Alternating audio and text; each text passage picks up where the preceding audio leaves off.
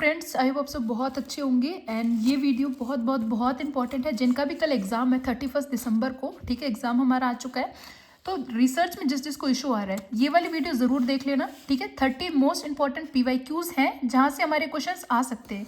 ये वो क्वेश्चन है जो बार बार रिपीट हुए हैं रिसर्च के, एंड इनके आगे भी आने की प्रोबेबिलिटी है। ठीक है, तो इनको हम अच्छे से करेंगे। इसके अलावा रिसर्च स्टैटिस्टिक्स भी इंपॉर्टेंट है, उसकी वीडियो अलग से अब मैं अपलोड कर चुकी हूँ एंड शॉर्ट्स में भी आपको वो मिल जाएगा। ठीक है, तो इसमें 30 जो क्वेश्चन है रिसर्च स्टैटिस्टिक्स के अलावा है। ठीक है, तो इसमें पहला क्वेश्चन हमारा, देखो मैं 5 क्वेश्चन सॉल्व कर चुकी थी बट तबीयत खराब होगी, दोबारा रिकॉर्ड कर रही हूँ, तो यहाँ तक मार्क हो चुके हैं। ठीक है, आगे मार्क नहीं है। फिर से देखो, विच of the following is concern with the question whether the measure of a concept truly represents that concept. ठीक है, तो ये होता है हमारा कंस्ट्रक्ट वैलिडिटी में। ठीक है, next is the approach to the study of reality that suggest only knowledge gain through experience. यानी जब भी आप कोई नॉलेज गेन करते हो एक्सपीरियंस के थ्रू, उसको हम बोलेंगे एम्पिरिसिज्म। ठीक है, ये याद रखना है। Who among the following propounded the concept of paradigm. Paradigm का कंसेप्ट कौन लेके आया? टॉमस खुन। ठीक है, इसको आप याद रख सकते हो खून से, खून, तो ये ऑप्शंस में से इजीली याद रह जाएगा खून। ठीक है, टॉमस खुन। इन एथनोग्राफिक रिसर्च, देखो एथनोग्राफिक रिसर्च यानी किसी कल्चर की रिसर्च जब हम करते हैं, ठीक है, तो उसमें ऐसा नहीं है भाई, मान लो आप किसी नोमैडिक ट्राइब के ऊपर रिसर्च कर रहे हो, उनमें से 1-2 आदमियों को उठा के अपने घर ले आए, हाँ भाई बताओ तुम लोग क्या खाते हो, क्या पीते हो। ठीक है, तो वो नहीं होता है। हमें क्या करना होता है इस रिसर्च में, खुद उनके कल्चर में जाके अपने आप को सेट करना होता है। ठीक है, उनको ऑब्जर्व करना है क्या खा रहे हैं, क्या पी रहे हैं, वो होती है एथनोग्राफिक रिसर्च। तो इसमें रिसर्चर को क्या करना पड़ता है, उनकी सोशल सेटिंग में जाके इन्वॉल्व करना पड़ता है खुद को। तो सोशल सेटिंग।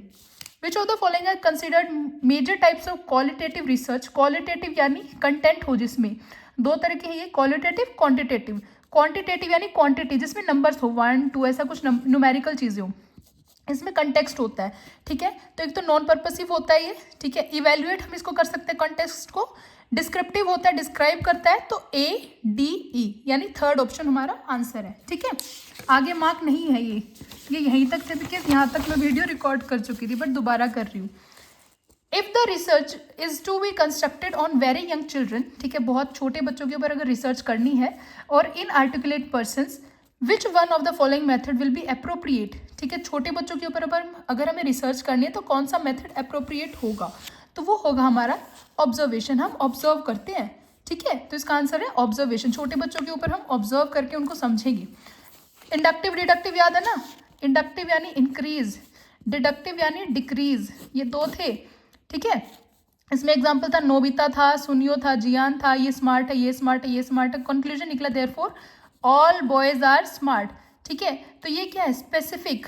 स्पेसिफिक से हमने थ्योरी बनाई जनरल, तो स्पेसिफिक टू जनरल हमारी इंडक्टिव है, तो ये ऑपोजिट है, जनरल टू स्पेसिफिक, ये हमारा था, इसमें पहली थ्योरी थी हमारे पास। ठीक है, तो इसका आंसर है हमारा जनरल यानी यूनिवर्सल। ठीक है, यूनिवर्सल टू पर्टिकुलर।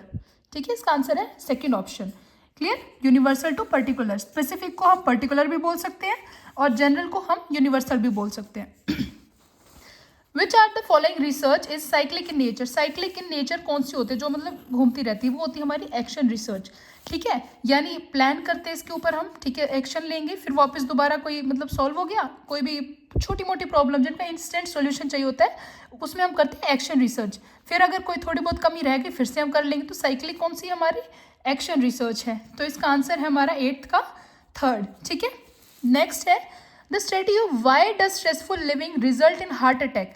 ठीक है, कि मतलब इस स्टडी को हम क्या बोलेंगे, क्या रिसर्च बोलेंगे, कि मतलब ज़्यादा लोग जब ज़्यादा स्ट्रेस लेते हैं तो उससे हार्ट अटैक होते हैं, तो क्यों होते हैं, तो एक्सप्लेन कर रहे हैं इसमें चीज़ें, वाई का आंसर दे रहे हैं, तो वाई का आंसर यानी एक्सप्लेन करना, तो एक्सप्लेनेटरी रिसर्च। ठीक है, नेक्स्ट इज न्यूमरेटर और डिनोमिनेटर कौन से उसमें होता है, देखो F टेस्ट में होता है, F यानी फ्रैक्शन।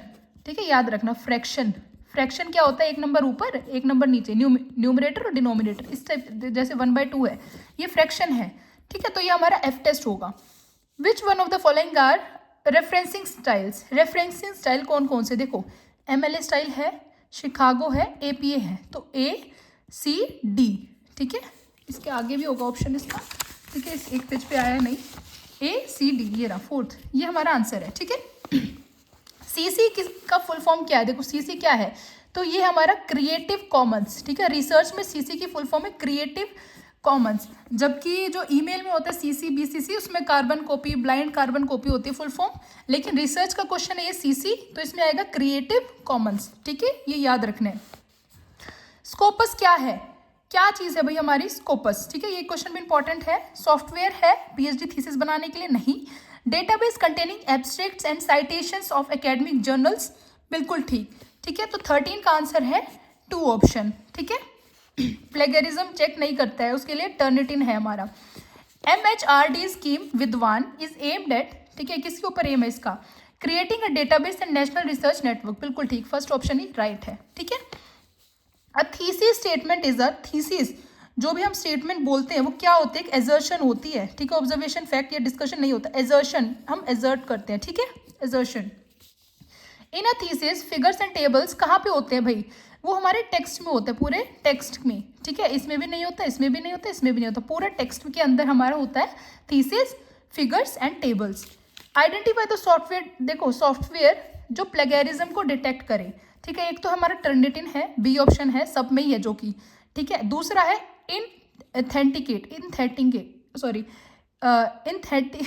यार एकदम से बोला ही नहीं जा रहा, ठीक है, इथेंटिकेट, ठीक है, ये दोनों है हमारे प्लेगरिज्म चेकिंग डिवाइसेस या फिर सॉफ्टवेयर भी हम इनको बोल सकते हैं। तो B and D are the right answers. Mendeley नहीं है, कंपाइलर नहीं है। मेंडले का भी क्वेश्चन अभी मैंने इसमें ऐड किया हो कि मेंडले क्या है, ठीक है, तो वो भी आपको पता चल जाएगा। बस ये रिसर्च के 30 क्वेश्चन जरूर कर लेना, रिसर्च में आपके नंबर नहीं कटेंगे, ठीक है। हर तरीके के क्वेश्चन मैंने इसमें डाल दिए। प्लेगरिज्म के ऊपर क्वेश्चन है भाई ये, ठीक है, बहुत इंपॉर्टेंट है, ध्यान से देखना। According to UGC regulations 2018 regarding plagiarism, if how many of the following percentage of similarities found in the dissertation, a student will have to submit a revised dissertation in 6 months, कि 6 महीनों में, मतलब अगर plagiarism उसको इतना उस level का मिल रहा है कि 6 महीने का उसको टाइम मिलता है दोबारा सबमिट करने का, तो कौन सा है इनमें से, ठीक है, तो वो है यहाँ पे 13, ठीक है। लेवल्स बताती हूँ मैं यहाँ पे, लेवल 0, 1, 2, 3, ये हमारे लेवल्स होते हैं प्लेगरिज्म के, ठीक है। ये होता है 0 से 10% अगर होता है तो इसमें कोई पेनल्टी नहीं होती, ठीक है। फिर है 10 से 40, इसमें 6 महीने का टाइम मिलता है, तो 10 और 40 के बीच में सिर्फ यही आ रहा है, तो ये आंसर है। फिर है 40 से 60, इसमें 1 साल तक का होता है, ठीक है। और लेवल 3 होता है 60 अबव, ठीक है, इसमें रजिस्ट्रेशन ही कैंसिल हो जाता है बच्चे का, ठीक है। तो इसमें है 6 महीने का टाइम, किसमें मिल रहा है हमें, 10 से 40, जो है यहाँ पे 13%, ठीक है। 42, 47 ज़्यादा हो गए, 9% कम हो गया। According to UGC regulation 2018 on plagiarism, level 3 क्या होता है हमारे, देखो लेवल 3 60 अबव, ठीक है, तो आंसर है इसका फर्स्ट ऑप्शन, क्लियर है। 19th का हो गया first. Arrange the following in correct order in the correct order of the appearance in the APA style. APA style में हमें इसको सेट करना है, तो क्या क्या चीज़ गिवन है, देखो डीओए हमेशा लास्ट में आता है, ये चीज़ याद रखना, ठीक है। जो बी ऑप्शन है ना ये हमेशा लास्ट में आएगा, तो यहीं से पता चल जाएगा, यहीं से निकल जाएगा, डीओआई हमेशा लास्ट में होता है, ठीक है। सबसे पहले क्या है इसमें, जो ऑथर का इनिशियल नाम है, ठीक है, इनिशियल्स आएंगे, पहले नाम आएगा, ठीक है, उसके बाद टाइटल आएगा, फिर जर्नल आएगा, ठीक है, कौन से जर्नल, लास्ट में डीओआई आता है, ठीक है। डीओआई की फुल फॉर्म क्या है, ये कॉमेंट सेक्शन में डालना आप लोग, क्लियर। नेक्स्ट क्वेश्चन देखो, the kind of sample that is simply available to the researcher by virtue of its accessibility is known as, ठीक है। तो इसका आंसर क्या है, मतलब क्या लिखा है, simply available to the researcher by virtue, ठीक है, by of its accessibility, की इजीली अगर कंटेंट किसी को मिल जाता है उसको बोलते हैं कन्वीनियंस सैम्पलिंग, ठीक है, कन्वीनियंस सैम्पलिंग यानी जो कन्वीनियंटली मिल जाए, क्लियर है। एनोवा की फुल फॉर्म कई बार आई है, ध्यान रखना, एनालिसिस ऑफ वेरिएंस, ठीक है, एनोवा का आंसर क्या है, एनालिसिस ऑफ वेरिएंस, याद रखना है। Identify the scale of measurement that have an absolute 0 point. Absolute 0 point किस में होता है ये हमें देखना है। ऑप्शन क्या है, नॉमिनल, ऑर्डिनल, सॉरी उल्टे सीधा लिख लेते हैं, नॉमिनल, ऑर्डिनल, इंटरवल और रेशियो, ये 4 थे हमारे, ठीक है। इसमें हमारा 0 नहीं था, ट्रू 0 नहीं था, ट्रू 0 किस में था, हमारा रेशियो में, ठीक है, तो आंसर है ratio. Poor analysis and historical research is due to, poor analysis और हिस्टोरिकल रिसर्च, ये मतलब इसके क्या क्या रीजंस हमारे हो सकते हैं, ये हमें यहाँ पे देखना है, ठीक है। तो इसमें देखो इम्पर्सनल इंटरप्रिटेशन नहीं होगा। एम्फेसिस ऑन ऑब्जेक्टिव असेसमेंट, नहीं भाई, इसमें तो कोई इशू ही नहीं आएगा। एनालिसिस तो कर। ओवर जनरलाइजेशन, हाँ भाई इशू है। ओवर सिंप्लीफिकेशन, नॉन आइडेंटिफिकेशन, तो C D E are the right answers. Clear. Next देखो, when a sampled individual is observed over a predetermined period of time in structured observation, ठीक है, इसको हम क्या बोलते हैं, मतलब क्या है, कोई भी सैम्पल्ड इंडिविजुअल है, ठीक है, इसको ऑब्जर्व किया जाता है कुछ पीरियड तक, तो मतलब एक ही के ऊपर पूरा फोकस है, तो फोकस सैम्पलिंग, ठीक है, इसका आंसर है focus sampling. The research form which will be an appropriate fit for improving efficacy of formative assessment, ठीक है, ऐसी रिसर्च जो इम्प्रूव करती है एफिकेसी किसकी, फॉर्मेटिव असेसमेंट की, तो कौन सी है, वो हमारी एक्शन रिसर्च होती है, ठीक है, याद रखना है। सर्वे research is based on the following, survey research किस किस चीज़ के ऊपर बेस करती है, इनमें से कौन सा है सही आंसर, ठीक है, तो ये है भाई हमारा पॉजिटिविज्म। सर्वे रिसर्च हमारी किसके ऊपर बेस होती है, पॉजिटिविज्म पे।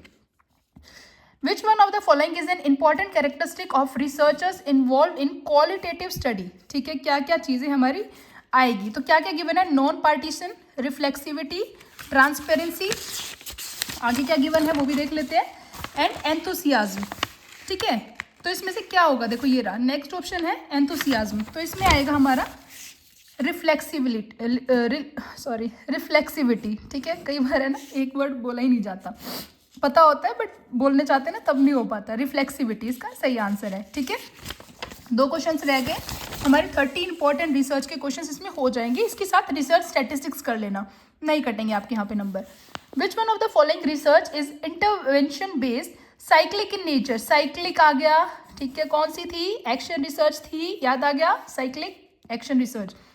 इनको सीक्वेंस में लगाना है भाई, सबसे पहले हम क्या करते हैं, ठीक है, तो पहले हम क्या करेंगे, देखो रिफ्लेक्ट करेंगे पहले, या रिफ्लेक्ट बाद में होगा, सबसे पहले हम ऑब्जर्व करते हैं, फिर प्लान करते हैं, ठीक है, फिर रिफ्लेक्ट करते हैं और लास्ट में हम एक्ट करते हैं, ठीक है, तो इसका आंसर है थर्ड, ठीक है, इसका मेरे अकॉर्डिंग थर्ड है, इसमें थोड़ा सा डाउट है, ठीक है, क्या है एक बार दोबारा देख लेती हूँ, रिफ्लेक्ट, एक्ट, प्लान, ऑब्जर्व, नहीं ये तो गलत है, ठीक है, प्लान, एक्ट, ऑब्जर्व, रिफ्लेक्ट, पहले ऑब्जर्व करते हैं चीज़ों को, तो थर्ड आंसर है इसका, ठीक है। तो हमारे रिसर्च के 30 मोस्ट इंपॉर्टेंट क्वेश्चंस थे रिसर्च, ठीक है, यहाँ पे नंबर मत कटने देना। लॉजिकल रीजनिंग हम कर चुके हैं ऑलरेडी, वहाँ से भी नहीं कटना है, ठीक है, डीआई हम डेली करते हैं, वहाँ से भी मत कटने देना, ठीक है, बहुत ईजी पेपर आएगा, डरो मत, कल का पेपर अच्छा आएगा।